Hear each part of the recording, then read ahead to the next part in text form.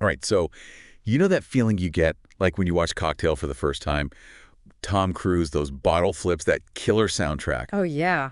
You guys asked for a deep dive into the music, and trust me, there is way more to it than just like catchy 80s tunes. Right. It's seriously like a time capsule of the late 80s, and today we're going to figure out why it's still such a vibe even all these years later. I think what's so interesting about the Cocktail soundtrack, is that it mashes up all these different genres and it works. Yeah. It's like the musical version of one of those fancy cocktails Brian Flanagan would make. Okay, I love that analogy. You're spot on. We're talking like Little Richard Tutti Frutti right next to Addicted to Love by Robert Palmer. Yeah. Classic rock and roll hanging out with these huge 80s power ballads. I mean, did they just like throw a bunch of hits in a blender and see what happened? Not even close. This is where things get really interesting.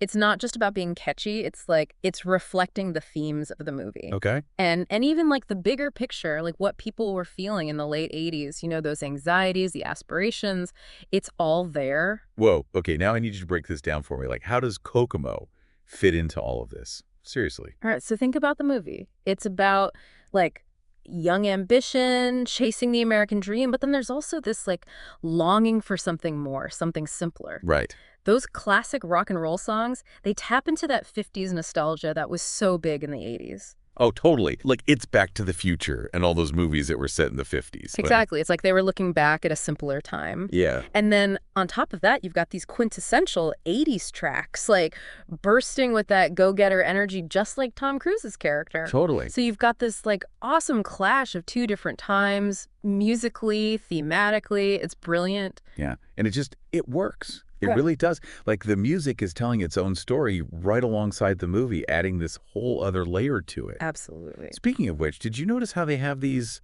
like, lesser-known artists mixed in with the huge names? For sure, for sure.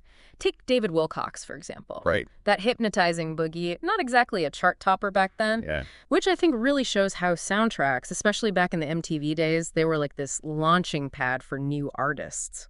So it was like winning the lottery for a musician, getting your song on a big movie soundtrack. Pretty much, yeah. I mean, it was a surefire way to get your music in front of a huge audience. Yeah. And think about it. Cocktail comes out in '88, right when MTV's at its peak, so a catchy song paired with those visuals.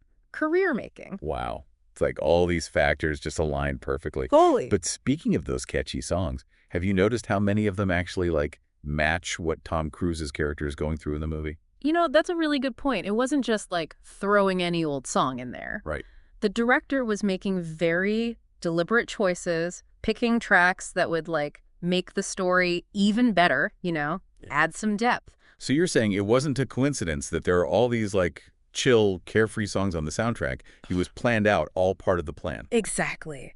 And that's the difference between a good soundtrack and a truly great one. It's not just setting a mood, it's using music to help tell the story.